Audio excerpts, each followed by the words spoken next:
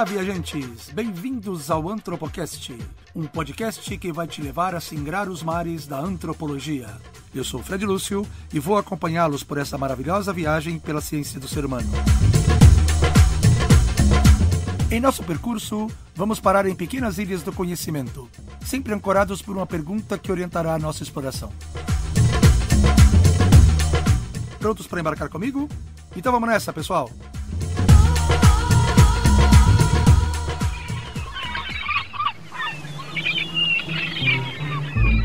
Parada 3, Anthropos Logos.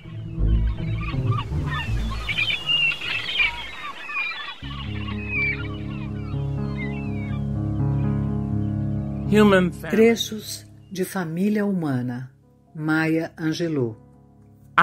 Noto diferenças óbvias na humana família.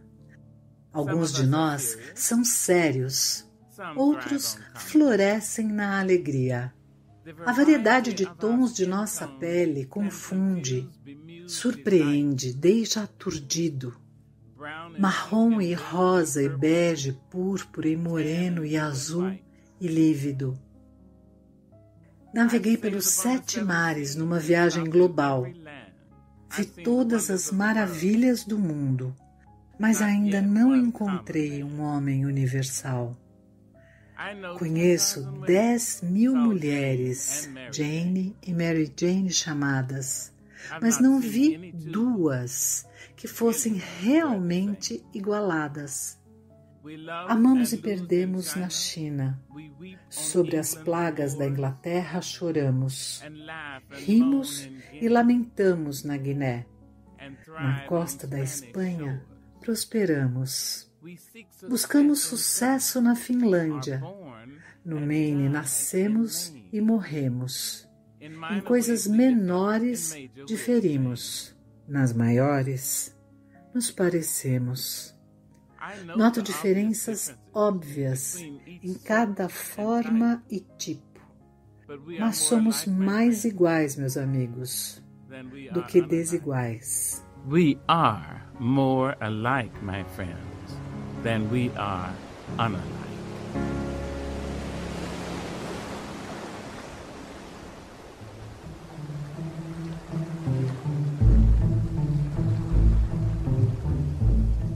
Olá, pessoal, bem-vindos ao canal que nos está conduzindo por essa viagem pela antropologia.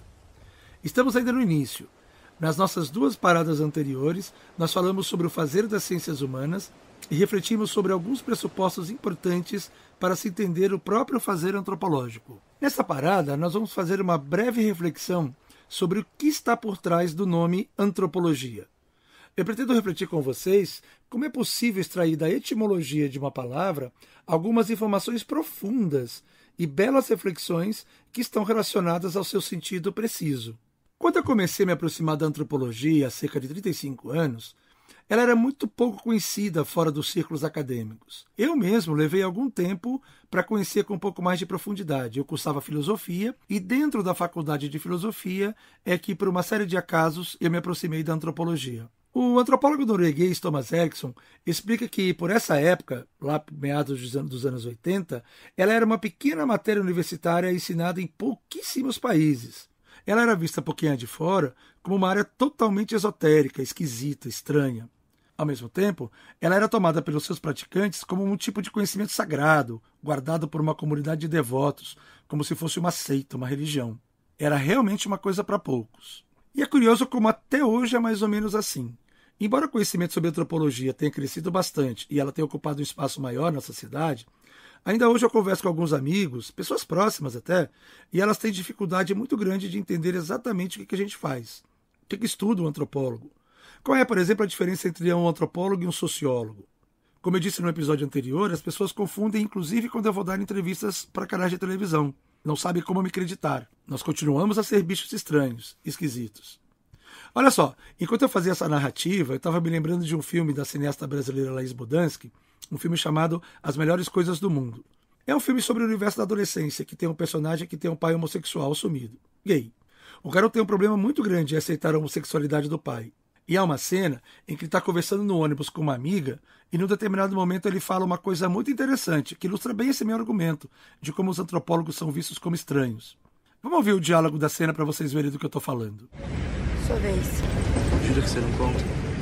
Eu já contei. Meu pai tá namorando um cara. Sério? Jura mesmo? Como você sabe? Quando eles se separaram, ele conversou com a gente. Nossa, mano, teu pai é muito corajoso.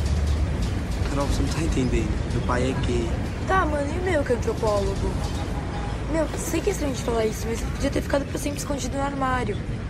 Somos seres diferentes escondidos dentro de um armário. Olha que interessante, né? Até hoje, passados 10 anos, eu acho essa cena bem emblemática. Assim como as pessoas, no geral, têm dificuldade de compreender orientações sexuais fora dos padrões definidos pela sociedade como sendo normais, elas têm dificuldade de compreender o que faz o antropólogo, como, aliás, tudo aquilo com o qual elas não estão familiarizadas. Então vamos começar a tirar esse estranhamento. Aliás, esse é um dos propósitos desse podcast. Vamos começar por um ponto básico. Se a gente for consultar vários manuais de introdução à antropologia, a gente vai perceber que cada autor escolhe um viés pelo qual vai começar a falar. É interessante porque cada um tem a sua pegada, cada um tem o seu jeitão. Cada um tem os assuntos de que gosta mais ou dos quais é especialista. No entanto, a grande maioria traz uma abordagem pelo viés histórico, contar o surgimento das reflexões a respeito da condição humana e que levaram ao surgimento da antropologia. Eu proponho começarmos aqui por um viés diferente, que é justamente a etimologia da palavra.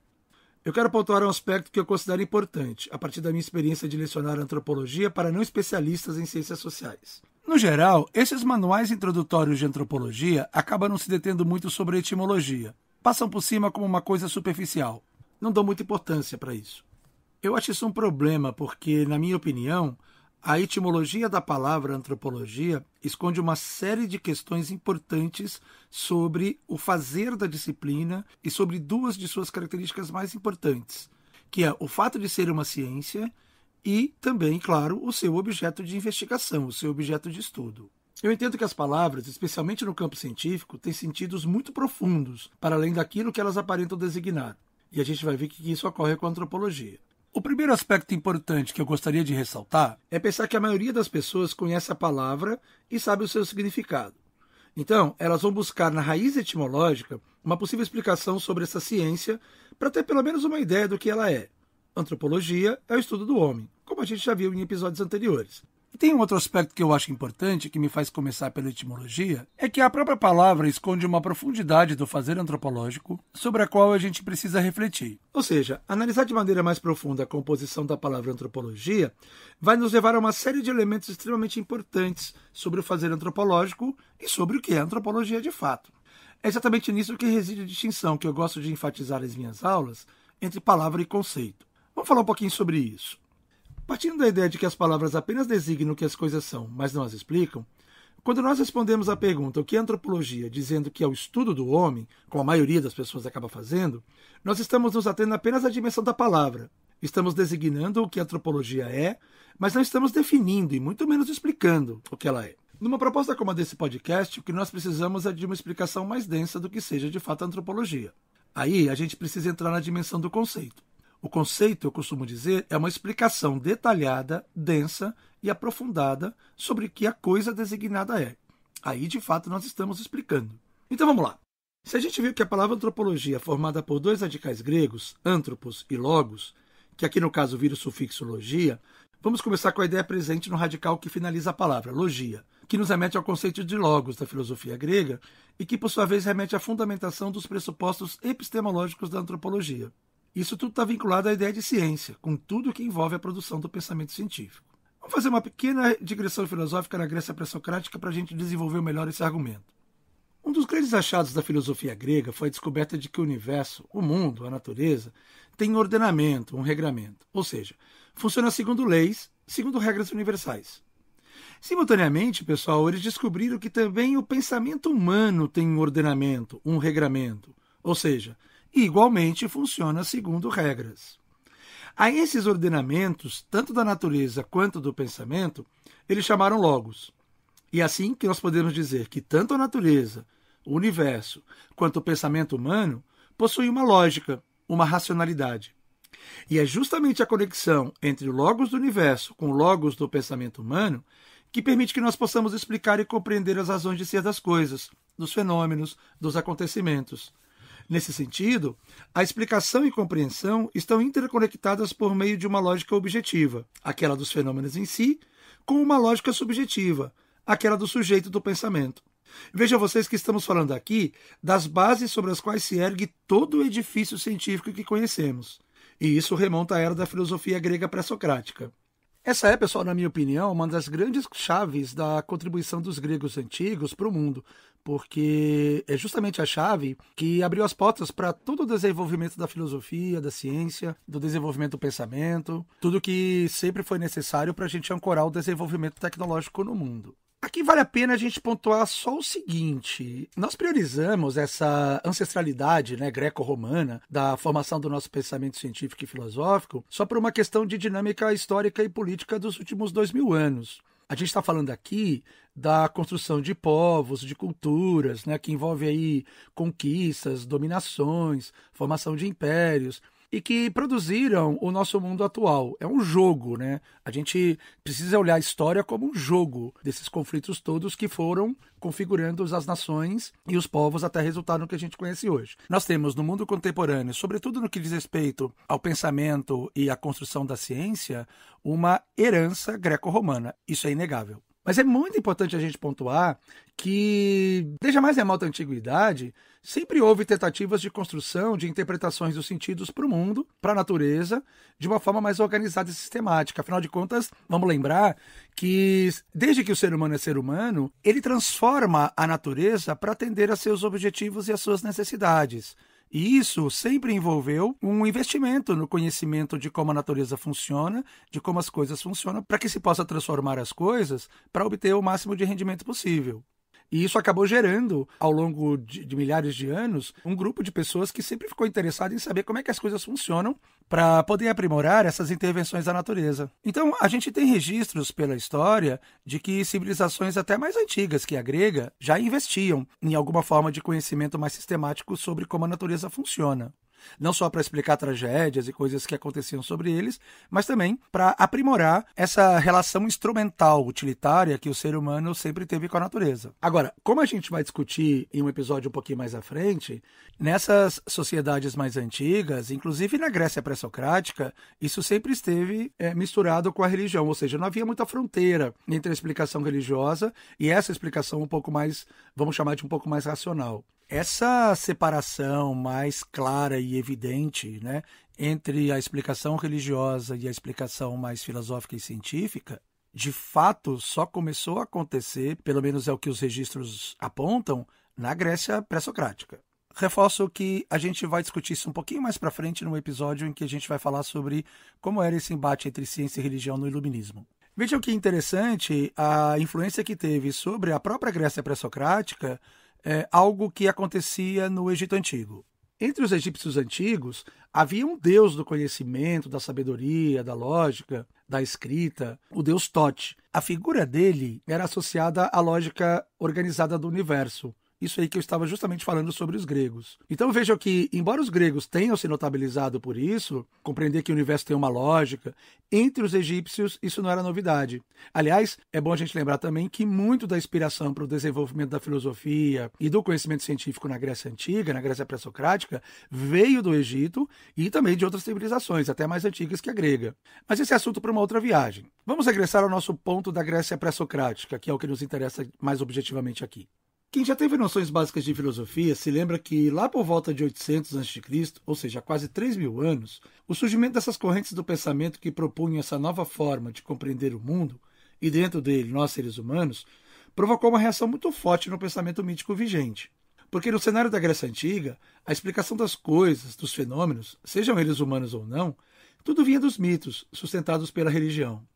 Tudo tinha sua causa em forças sobrenaturais, ou seja, aquelas forças que estão para além da natureza, geralmente representada pelos deuses. A explicação religiosa se baseia no princípio de revelações de verdades que vêm de certas autoridades que são reconhecidas como suas portadoras, e que por isso detêm, ou alimentam em outros, o poder de dizer o que é certo ou errado, o que pode ou o que não pode, o que deve ou não deve ser feito, o que é passível ou não de crença. e de como as coisas funcionam, como o universo funciona.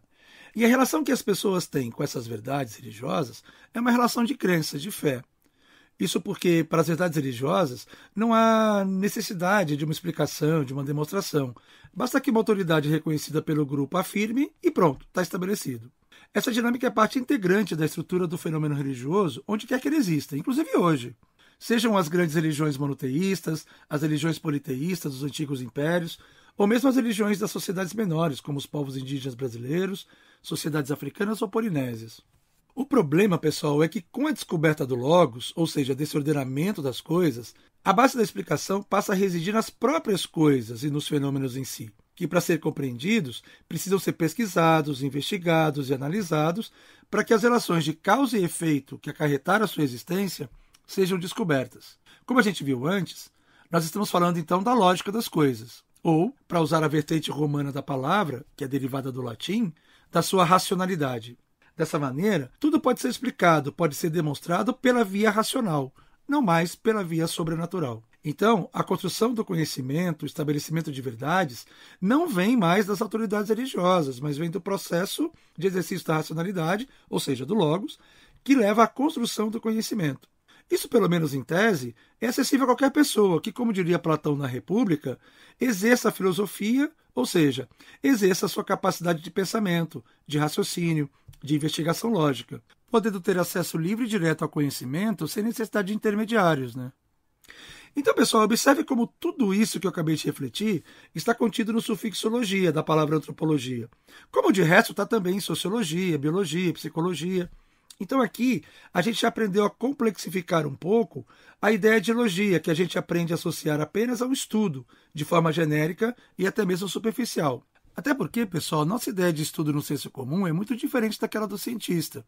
Para nós, estudo é apenas sentar numa mesa, numa cadeira e pegar um livro e ficar lendo e estudando o que está ali. Para o cientista, não. Estudo para o cientista significa pesquisa, investigação, leitura, evidentemente, mas uma série de outros elementos a mais. Vamos avançar um pouco. Já que logia remete à ideia de que a antropologia é uma ciência e, como tal, está submetida a todos os cânones e procedimentos metodológicos de uma área científica, ela é uma ciência de quê? Qual é o objeto dessa ciência? É isso que contém o primeiro radical que forma a palavra, antropos. Então, antropos se refere ao objeto desta ciência. Aí, galera, a gente já aprendeu uma outra coisa importante. Toda vez que a gente se depara com o nome de uma ciência e que tem a logia no final, é essa a ideia que está presente na denominação. A primeira parte da palavra forma o objeto, aquilo que essa ciência estuda, investiga, pesquisa. Por exemplo, biologia estuda a vida, psicologia estuda a psique, a mente, e assim por diante. E a segunda parte é a ideia de que, de fato, estamos diante de uma ciência que busca a construção de conhecimento objetivo, baseado em metodologia, em pesquisa, em critérios acolhidos e aceitos por uma comunidade de cientistas. Bom, então vamos fazer uma reflexão sobre esse radical.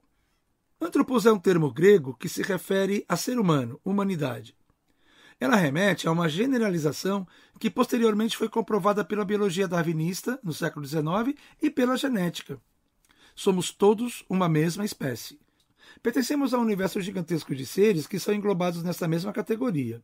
Eu sempre brinco dizendo que a própria ideia de humanidade em língua portuguesa nos remete à ideia de uma unidade, humanidade. Brincando aí com as palavras. No entanto, se nós olharmos à nossa volta, o que a gente pode mais constatar com relação aos seres humanos, diferentemente de outras espécies animais, é que nós não vamos encontrar essa unidade. Como diz o poema da Maya Angelou, que introduziu esse episódio, não há um homem universal. Se tem uma característica, pessoal, que marca a espécie humana, é a diversidade. E é justamente esse aspecto que vai ser o eixo em torno do qual vai se construir essa ciência que vai surgir no século XIX. Ela surge em pleno contexto do neocolonialismo e do imperialismo, que é caracterizado pela ocupação do planeta por culturas militar, tecnológica e economicamente hegemônicas, oriundas da Europa, e que de repente tiveram que lidar com uma diversidade incrível de tipos humanos nos lugares onde estabeleciam seus domínios. Colônias na África, na Oceania, parte considerável da Ásia e até mesmo da América indígena. É interessante observar que esse contato do Homo europeu com sociedades que eram totalmente estranhas a eles não era de toda novidade, né? Mesmo se a gente pensar numa escala global, como o que aconteceu no século XIX. Vamos lembrar, por exemplo, do período das grandes navegações entre os séculos XV e XVI. Mas naquela época não houve a necessidade de uma explicação dessa diversidade, dessa diferença, porque naquele momento o ambiente intelectual predominante da Europa era o religioso. Lembra da Grécia Antiga? Era parecido nesse aspecto. Então, não havia essa preocupação de uma explicação científica das coisas, menos ainda da diversidade humana.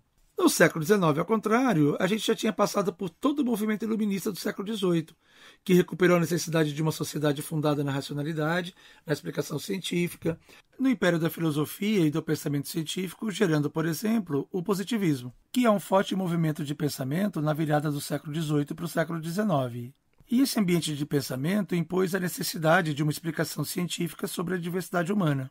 Então tudo isso colocou o homem europeu, que estava no auge de um ambiente em que predominava o pensamento científico, diante da constatação de uma nova realidade. Investigar por que existem tantas diferenças e como elas acontecem. Diferenças de cultura, de hábitos, de crenças, de estilos de vida, de pensamento, de valores que orientam comportamentos. E até diferenças raciais. Vamos lembrar que uma das características importantes desses povos novos era justamente também uma diversidade física muito grande.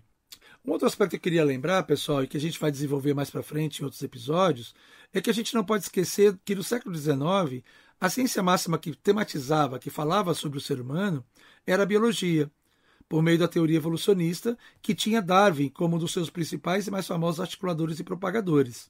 A questão darwinista sobre o ser humano estava a pleno vapor, desafiando e perturbando crenças religiosas profundamente enraizadas no espírito do homem europeu. Nesse momento, as ciências humanas, e entre elas a psicologia e a sociologia, eram ainda bebezinhas. Elas já tinham nascido, mas ainda estavam engatinhando. Então, tudo isso ocupava o pensamento europeu diante dessa diversidade toda que foi constatada e que foi experimentada por eles. Quem somos nós, seres humanos? Em que medida a Bíblia está certa? O que essa diversidade toda fala sobre nós, sobre nossa condição? Tudo isso entrou com muita força no ambiente das nascentes ciências sociais. É o que a gente vai explorar nas próximas ilhas, onde faremos nossas paradas. Vamos retornar ao nosso navio e zarpar rumo ao próximo destino? Vamos nessa, pessoal! Este foi o Antropocast, um podcast que é uma viagem pela antropologia. Eu sou Fred Lúcio, filósofo, antropólogo e professor universitário. Se você curtiu, curta-nos na sua plataforma de podcast e ajude-nos a divulgar em suas redes. Muito obrigado, pessoal, e até a próxima parada.